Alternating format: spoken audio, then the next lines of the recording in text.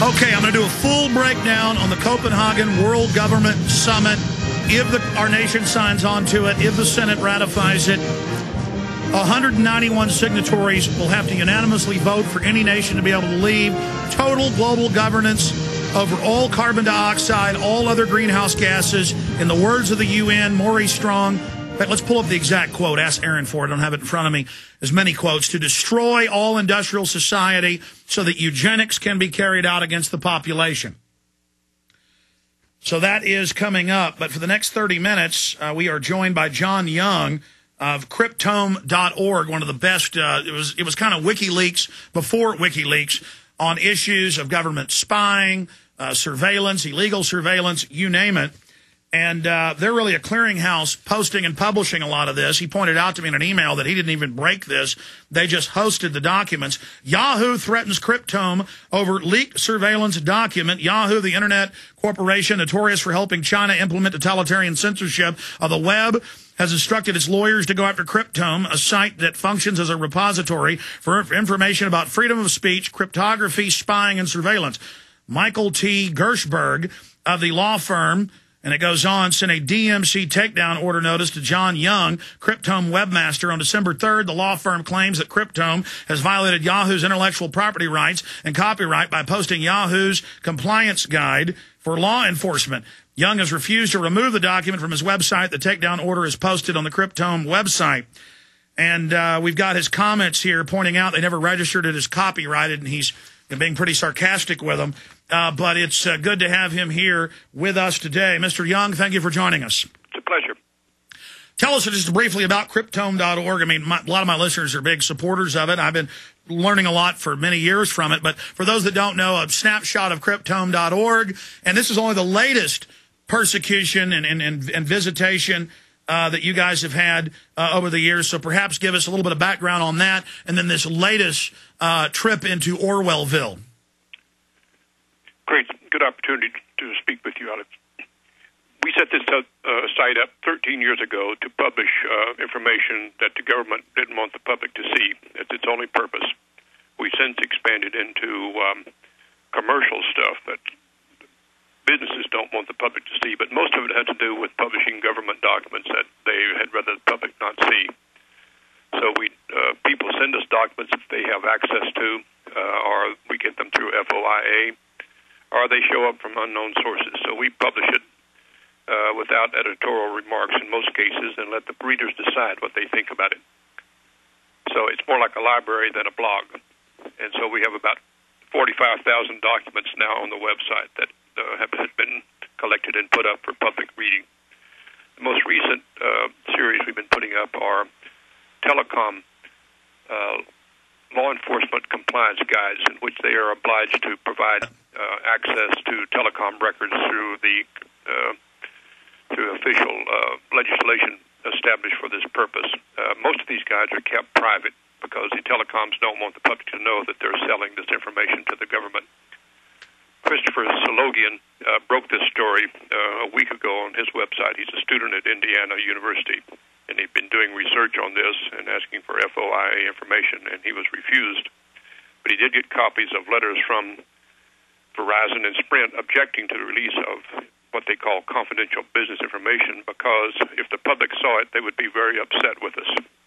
Well, lo and behold, a day or two later, someone sent us a copy of Yahoo's lawful compliance guide, so we put it up.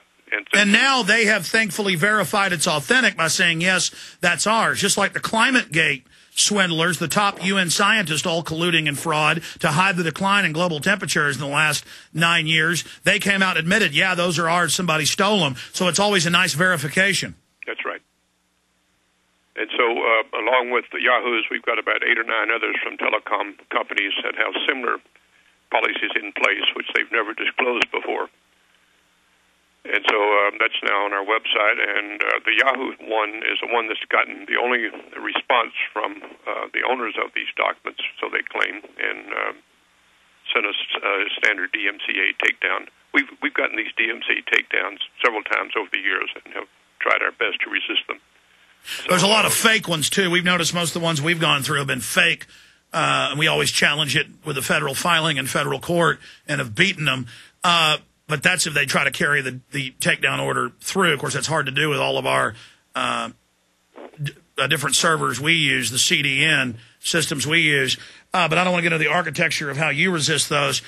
John, specifically with this new case, let's start at the beginning. What do the documents, I've read over some of them, what do they show?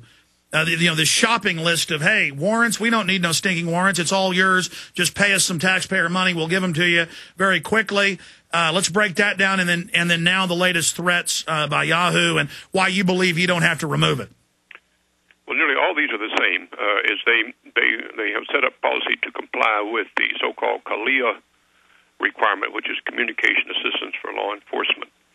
It's a law passed back in the late 90s to force telecom companies to comply with requests from law enforcement agencies. So they set up policies to comply with this, but also set up fees for providing the service. It turns out there's nothing controversial about the compliance part. It's the fees that they want to keep quiet, which has never been publicized because they think that's confidential business information. So that's what they're fighting about, is the money they're making off this. And well, I've had the feds show up here a couple times, and they just say, just give us people's names. And I go, no. Go get a subpoena, and they have subpoenaed us twice. But and the feds are like, well, usually people don't make us have a warrant. Well, one of the things that Chris Slogan found out was that there's an end run that can be made with Internet information. Most of the tight restrictions are on wiretap of telephones. That's the legacy legislation. But for Internet, they can go around by providing information through loopholes in the law, and that's what they've been doing, and that's what people didn't know about it, which Chris revealed, and that's what these documents show. They put up a brave front of showing they're complying, but they're in fact providing information that is not covered in the legislation.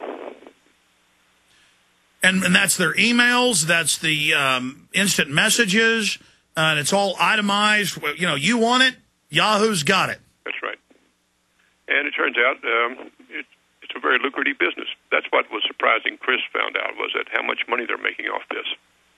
I saw a story last week where Sprint got 8 million law enforcement requests last year alone for GPS location off the cell phones, which is part of the Telecom Act of 1996. By law, October 1st, 2001, all cell phones have to be tracked in real time off the GPS triangulation from the cell towers down to 15 feet. It's really 3 feet. But the law is 15 feet, and they can dial in and listen to what you're doing even when the cell phone's off. So it's just a massive system, and as insiders told me over a decade ago, the phone companies aren't tapped by the NSA. They are the NSA. They have whole floors of their installations where everything goes through it. It's like radio stations aren't run by FEMA. FEMA equipment by law is wired in as the last piece of equipment that the transmission goes into the tower. Since 1996, with the emergency alert system, everything goes through that FEMA control box that's controlled by shortwave, where they can just take over all the transmissions of TV and radio with an audible signal. Go ahead. Yes. Okay, so run through some more of what's in these documents, and then your eloquent challenging of this. Well, since our site is about publicizing information about technological spying, which we've branched into, anything that deals with use of high technology to spy on people is our main meat. So this fits right into that. And we get documents regularly, as do other sites, about this, because the high technology stuff often is not disclosed about how effective it is, whether it's through browsing or through chat rooms or through various kinds of things that are very popular now, the Facebook sites and things like that. So Google takes a lot of hits for this, but there are dozens of other sites that are doing the same thing, but all of them have to run through the telecom system. So it's the telecoms that have the real control over all this. And so these agencies go directly to the people who run the technology. And so Google, for example, couldn't do what it's doing without these vast technological infrastructure. And so that these agencies go directly to the source of the machines where this is taking place. And, of course, the specs under federal law of the telecoms are NSA approved and designed. Cybersecurity Act really expands that, doesn't it? Yes, it does. They think that this heavy use of digital communication is a threat to national security. We think that's bombast. necessarily not true. Yeah, they're just getting psychological algorithms to track and manipulate the population and protect their money laundering, drug dealing, as Sybil Edmonds, FBI translator, whistleblower, running Al-Qaeda up until the day of the attacks. She's having to listen to this. Child kidnapping rings, that's come out in mainstream news. Halliburton, DynCorp, just the most criminal organizations the planet's ever seen. Hit teams, just the worst of the worst. But I'm ranting here. You're now challenging this. You're pointing out that they don't have a copyright on this and it's public interest.